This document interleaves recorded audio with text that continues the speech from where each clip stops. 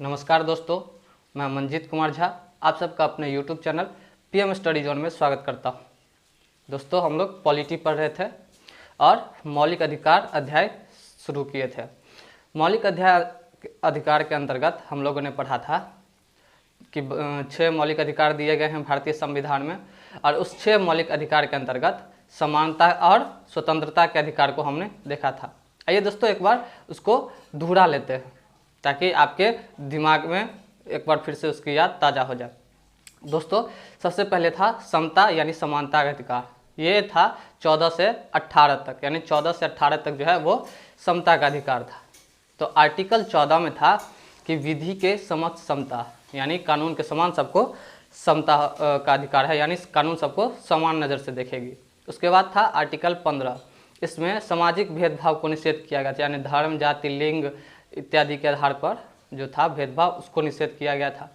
Article 16 में जो था वो था आर्थिक नियोजन में अवसर की समानता, यानी कोई भी आर्थिक नियोजन होगी उसमें सभी धर्म, सभी जाति, सभी लिंग के लोगों को समान रूप से अवसर दिया जाएगा। उसके बाद था दोस्तों आर्टिकल 17, इसमें था अस्पृश्यता का अंत, यानी हमारे जो समाज में पहले से छुआछूत चली आ रही थी उसको खत्म करना। उसके बाद था आर्टिकल 18, यानी उपाधियों का अंत। उपाधि कहने का मतलब जो पहले राय बहादुर, सर, खान, सम्राट, महाराजा, धीराज, ये सब उपाधियां थी, इस सबको खत्म करने का अधिकार। इसके बाद था दोस्तों स्वतंत्रता का अधिकार। स्वतंत्रता के अधिकार के अंतर्गत आर्टिकल 19 में था कि अभिव्यक्ति की स्वतंत्रता, यानी इसके तहत हमको बोलने की स्वतंत्रता थी, सम्मेलन करने की स्वतंत्रता थी, संघ बनाने की स्वतंत्रता थी, देश में कहीं आने जाने की स्वतंत्रता थी, कहीं निवास करने की स्वतंत्रता थी, और किसी भी व्यवसाय को अपनाने की स्वतंत्रता थी। इसके बाद था दोस्तों आर्टिकल 20। आर्टिकल 20 क्या था? तो अपराध के दोष सिद्धि के संबंध में संरक्षण, यानी हम जो अपराध करते हैं उस अपराध के लिए जो दोष सिद्ध होता है उसके संबंध में कुछ संरक्षण प्राप्त थे हमें। उसके बाद था दोस्तों आर्टिकल 21, यानी प्राण एवं दैहिक स्वतंत्रता का अधिकार, यानी हमें गरिमापूर्ण जीवन जीने के लिए कुछ अधिकार प्रदान किए गए थे, उनकी चर्चा इस आर्टिकल के अंतर्गत की गई थी। उसके बाद था दोस्तों आर्टिकल 22, यानी गिरफ्तारी के संबंध में संरक्षण, यानी जब हमें पुलिस गिरफ्तार करती है तो उस समय अभी कुछ संरक्षण हमें प्राप्त है, उसकी चर्चा इसी आर्टिकल 22 में की गई थी। तो दोस्तों इतने आर्टिकल को हमने पिछले 2 वीडियो में देखा था। अब आइए उससे आगे के अधिकारों को देखते हैं। उससे आगे के अधिकारों में पहला है शोषण के विरुद्ध अधिकार। ये आर्टिकल 23 से 24 के बीच में है।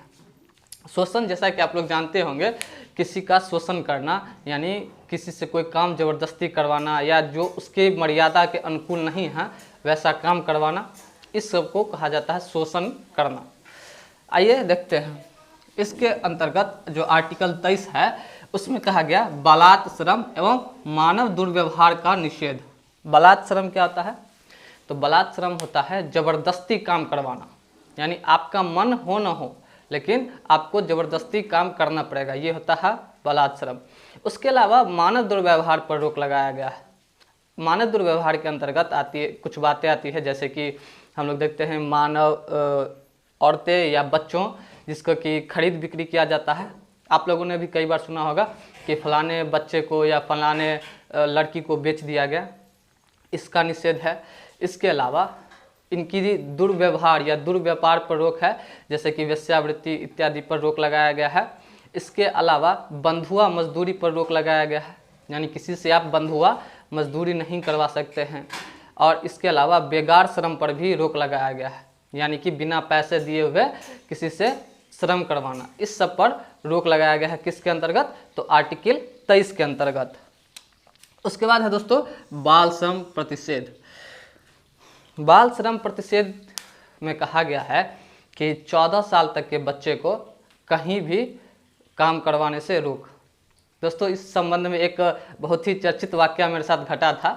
एक बार मैं पढ़ा रहा था बच्चों को, तो मैंने बताया कि आर्टिकल 24 में बाल श्रम का प्रतिषेध है। तो कुछ बच्चे हमसे पूछने लगे कि क्या घर में जो 14 साल से छोटे बच्चे हैं वो घर का काम करते हैं, वो भी इसके अंतर्गत आता है? तो मैं बता दूं, आप लोग सिविल सर्विस के अभ्यर्थी हैं या विभिन्न प्रतियोगिता परीक्षा के अभ्यर्थी हैं तो आप लोग ऐसा ना सोचें, ऐसा नहीं है। आप घर के लिए कुछ काम करते हैं तो वो इस आर्टिकल के अंतर्गत नहीं आता है, यानी वो बाल श्रम प्रतिषेध के अंतर्गत नहीं आता है।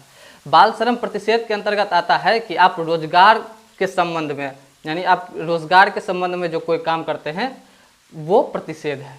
ठीक है दोस्तों, तो आर्टिकल 24 में क्या कहा गया? बाल श्रम प्रतिषेध। उसके बाद है दोस्तों धार्मिक स्वतंत्रता का अधिकार, यानी संविधान में हमें धर्म के लिए कुछ स्वतंत्रताएं दी गई है, उसी का वर्णन है आर्टिकल 25 से आर्टिकल 28 तक में। आर्टिकल 25 कहता है कि अंतःकरण की तथा धर्म को अबाध रूप में मानने की स्वतंत्रता। इसके अंतर्गत दोस्तों 4 बातें हैं। क्या है 4 बातें? देखते हैं। पहला है कि अंतःकरण की स्वतंत्रता, यानी आप जिस भी भगवान को मानते हैं उसके किसी भी रूप को मान सकते हैं। जैसे बहुत सारे भगवान हैं, जैसे हिंदू धर्म में राम, कृष्ण, विष्णु, महादेव इत्यादि हैं। इनमें आप किसी भी धर्म को, किसी भी भगवान के किसी भी रूप को मान सकते हैं। इसके अलावा आप अल्लाह को मानते हैं तो उनको भी मान सकते हैं। इस तरह की कोई ज़बरदस्ती भारतीय संविधान में नहीं है। उसके बाद है दोस्तों मानने की स्वतंत्रता, यानी किसी भी धर्म को आप अपना सकते हैं। इसमें ना संविधान आपको रोकेगा ना ही कोई व्यक्ति। इसके अंतर्गत कोई ज़बरदस्ती आपको नहीं कह सकता है कि आप हिंदू को माने या मुस्लिम धर्म को माने। इसके बाद है दोस्तों प्रसार करने की स्वतंत्रता। प्रसार करने की स्वतंत्रता का मतलब है कि आपको जो धर्म अच्छा लगता है, यानी आप जिस धर्म को मानते हैं उसके लिए प्रचार प्रसार कर सकते हैं। जैसे आपने कभी कभी सुना होगा कि जो दुर्गा पूजा होता है उसके अवसर पर कलश यात्राएं निकलती हैं, ये सब इसी के अधिकार के अंतर्गत आता है। तो ये थी दोस्तों अंतःकरण और धर्म को अबाध रूप से मानने की स्वतंत्रता। इसके बाद है दोस्तों आर्टिकल 26, यानी धार्मिक कार्यों के प्रबंध करने की स्वतंत्रता, यानी आप जो मानते हैं धर्म उसके धार्मिक कार्य का प्रबंधन कर सकते हैं। जैसे कि किसी पूजा का आयोजन कर सकते हैं, कभी किसी धर्म से संबंधित मेले का आयोजन कर सकते हैं, कहीं पर कुछ अनुष्ठान कर सकते हैं, यज्ञ हवन कर सकते हैं, या फिर जो भी आप अपने धर्म के विस्तार के लिए करना चाहें उसके लिए स्वतंत्र हैं। उसके बाद है दोस्तों आर्टिकल 27, यानी धार्मिक करों के संदाय से स्वतंत्रता। इसका अर्थ हुआ कि आप किसी भी धर्म की अभिवृद्धि के लिए कर दे सकते हैं, या कोई भी आपसे ज़बरदस्ती किसी धर्म के लिए कर नहीं ले सकता है। इसमें एक चीज़ और है कि राज्य में जितने भी कर जाते हैं, विभिन्न प्रकार के जो कर राज्य वसूलती है, उन करों से राज्य किसी भी धर्म की अभिवृद्धि के लिए उसका उपयोग नहीं कर सकती है। यानी कि राज्य जो है वो जनता के करों का उपयोग किसी धर्म की अभिवृद्धि के लिए नहीं कर सकती है। ऐसा किया गया इसलिए क्योंकि ऐसा करने से धार्मिक पक्षपात की भावना उत्पन्न होती, जो कि हमारे संविधान के बिल्कुल विपरीत है। इसीलिए कहा गया कि अगर किसी धार्मिक कार्यों का प्रबंधन करना है तो उस धार्मिक कार्य के लिए राज्य उस कार्य पर शुल्क लगाएगी, यानी कर नहीं, जो प्रतिदिन करें चलती है वो कर नहीं, उसके अतिरिक्त उस कार्य के लिए शुल्क लगाएगी। जैसे कि कुंभ मेला सब का आयोजन आपने सुना होगा, तो उसमें कुछ शुल्क का प्रावधान किया गया है और उसी शुल्क का उपयोग उस कुंभ मेले पर किया जाता है। तो ये थी दोस्तों आर्टिकल 27, यानी धार्मिक करों के संदाय से स्वतंत्रता। उसके बाद है दोस्तों आर्टिकल 28, यानी धार्मिक शिक्षा में उपस्थित होने की स्वतंत्रता। यानी आप स्वतंत्र हैं किसी भी धार्मिक शिक्षा में उपस्थित होने के लिए। ठीक है, यानी आपको जो धर्म अच्छा लगता है उसके लिए कहीं पर प्रार्थनाएं होती है, कहीं पर कुछ होता है, तो उसमें आप उपस्थित हो सकते हैं। इसके अलावा इसमें एक और चीज़ है कि राज्य जो है वो आपको, या राज्य द्वारा जो पोषित शिक्षण संस्थान है उसमें धर्म से संबंधित कोई क्रियाकलाप नहीं होगी। इसमें ये ध्यान रखना आवश्यक है कि 4 तरह की शिक्षण संस्थाएं होती है लगभग, और एक होता है कि पूर्णतः राज्य द्वारा पोषित, यानी राज्य ही उसका स्थापना किया, राज्य उसमें पैसा देता है, राज्य उसका प्रशासन की जिम्मेदारी देखता है, राज्य उसका रख रखाव करता है। तो इस तरह के जो शिक्षण संस्थान हैं इसमें कोई भी धार्मिक कार्य करने की छूट नहीं है। इसके बाद है दूसरे तरह का, ऐसा जिसका पोषण यानी जिसके लिए पैसा तो राज्य देती है लेकिन वो किसी विन्यास के तहत आई है, यानी वो धार्मिक कार्य के लिए ही स्थापना की गई है। जैसा कि आप लोग मदरसे के बारे में सुने होंगे। तो इस तरह के जो शिक्षण संस्थाएं हैं इसमें धार्मिक शिक्षा देने की छूट है। इसके बाद एक आती है कि राज्य द्वारा मान्यता प्राप्त, यानी किसी कोई धार्मिक शिक्षा संस्थान है, राज्य ने उसको मान्यता दे दिया है कि हाँ ठीक है, आपके शिक्षण संस्थान में धार्मिक क्रियाकलाप या धर्म से संबंधित शिक्षाएं दी जा सकती है। तो इस तरह के धार्मिक शिक्षा संस्थान में शिक्षाएं दी जा सकती है। और एक होता है राज्य द्वारा पोषित, लेकिन राज्य ने उसकी स्थापना नहीं की है। तो इस तरह के शिक्षण संस्थानों में भी धार्मिक क्रियाकलाप हो सकती है। तो ये था हमारा दोस्तों धार्मिक स्वतंत्रता का अधिकार, जिसके तहत हमें किसी भी धर्म को मानने की स्वतंत्रता है। उसके बाद दोस्तों आइए देखते हैं संस्कृति एवं शिक्षा का अधिकार, यानी हम जिस संस्कृति को मानते हैं या हमारी जो शिक्षा है, जो निवास जहाँ पे हम रहते हैं वहाँ की जो शिक्षा या संस्कृति या लिपि जो भी है उससे संबंधित अधिकार दिए गए हैं इसी अधिकार के अंतर्गत। और ये जो अधिकार दिए गए हैं ये आर्टिकल 29 और 30 के बीच में हैं। आइए दोस्तों देखते हैं सबसे पहले आर्टिकल 29।